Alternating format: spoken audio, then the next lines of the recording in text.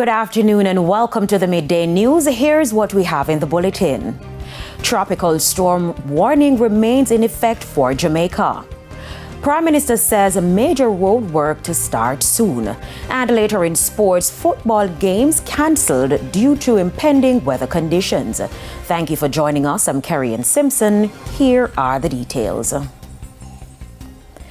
The Meteorological Service of Jamaica says the weather system moving towards Jamaica is forecast to strengthen to a tropical depression later today. This means the tropical storm conditions are expected to affect Jamaica within 24 hours. The Met Service says at 7 a.m., potential tropical cyclone number 18 was at 355 kilometers per hour. That's 220 miles south of Kingston.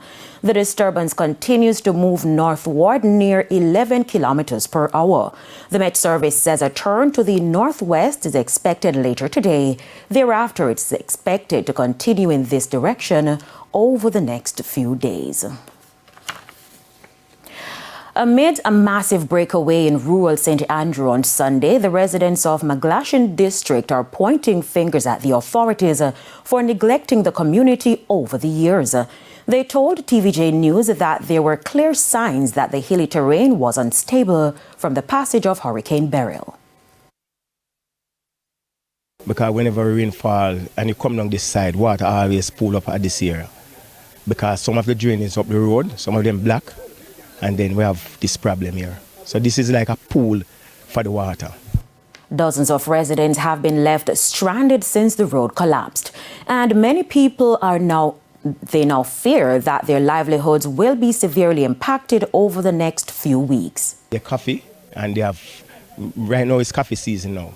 Although it don't bear much this year, but they have to do picking and stuff. So it affects them. It affects everybody. Everybody is affected. They wait until this. Now they're going to come now, and we know that this is not going to fix for now. In the meantime, residents in sections of Westmoreland are picking up the pieces after heavy rain caused major flooding yesterday. Our reporter Kimberly Petty has the latest.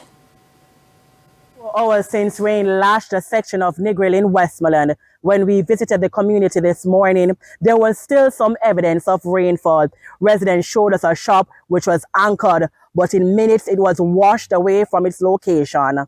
Now with the tropical cyclone forecast to hit Jamaica in a matter of hours, the residents say they are concerned, particularly about the drainage situation. I'm worried because right now this is where I eat my food, and if the tropical storm come and the drain don't look after, so we're going out to work because everything going shut down. But say we have to try to do the best and do what we have to do. Prime Minister Andrew Holness says the $40 billion Spark program will be focusing on correcting decades of underinvestments into our local road network. Speaking at a party meeting in central Manchester last evening, Mr. Holness said the 3 steps his administration will be taking to correct this problem is to do a comprehensive assessment, to put the roads on a grading system, and to establish a routine maintenance regime. As a result, he says this will take some time. And I want all Jamaicans to understand that once the road has passed its useful life, no matter what you do with it, no matter how much time you patch it, it's just going to break up back again. That is the situation that we have in Jamaica. I understand the frustration because you don't want to hear what I am telling you, because when you're dropping a pothole, no matter what explanation I give you, you're vexed, you want your road fixed. Holness, however, cautioned that not all roads will be fixed under the Spark program. However, his government has initiated a program for sustainable rehabilitation of the country's road network. Now is that we have allocated the money, we have gone through the process of approval, and by the end of this month, we should be in a position to start the repairs to the roads which you have selected. You are going to see many of what I call the pain point roads, the roads that give you a problem.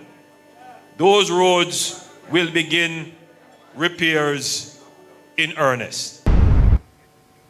Acting Superintendent of Police for St. Catherine South, Michael Campbell, is reassuring residents of Gregory Park and neighboring communities in St. Catherine that normalcy will return in short order. The assurance follows the recent spate of violence in the St. Catherine South Police Division. ASP Campbell says several initiatives have so far been enforced. There's a police post now in the Gregory Park community, Cottage Drive to be exact, and it's a part of the initiative and the push from the High Command to have that proximity policing, immediate effective presence and quick response to continue to build relationship and reassurance for the people in the Gregory Park community. He says although there has been a slight increase in crime when compared to the same period last year, general crime in Gregory Park is down. We have been having a lull since we have increased our policing strategy in the zone, for example, with the police posts. So we continue the push, we're continuing our operational activities and working with the community. We're expecting continuous successes in this zone. And it's time for a break. Stay with us, more local stories when we return.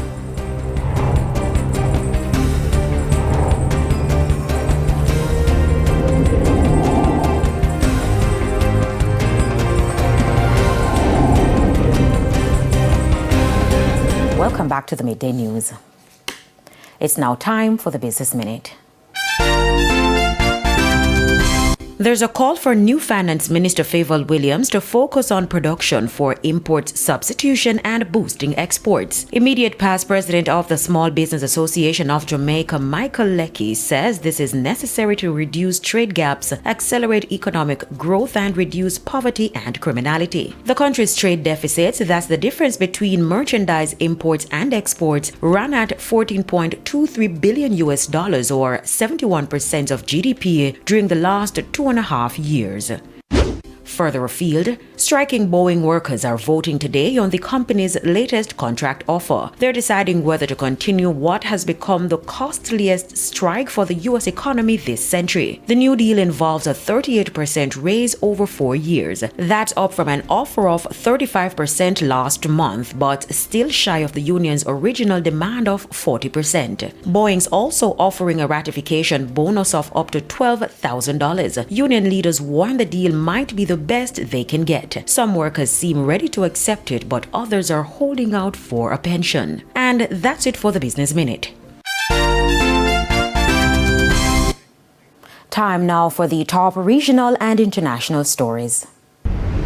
The Organization of American States, OAS, and the Venice Commission of the Council of Europe says Haitian authorities have confirmed their intent to maintain February 7, 2026 as the target date for the inauguration of a newly elected president. The Washington-based OAS said it continues its work to assist Haiti in developing the enabling legal framework for its next general elections in collaboration with the European Commission for Democracy through law known as the Venice Commission. The Venice Commission is the Council of Europe's advisory board on constitutional matters that provides legal advice to its member states and in particular assists states wishing to bring their legal and institutional structures into line with the European standards and international experience in the fields of democracy, human rights, and the rule of law.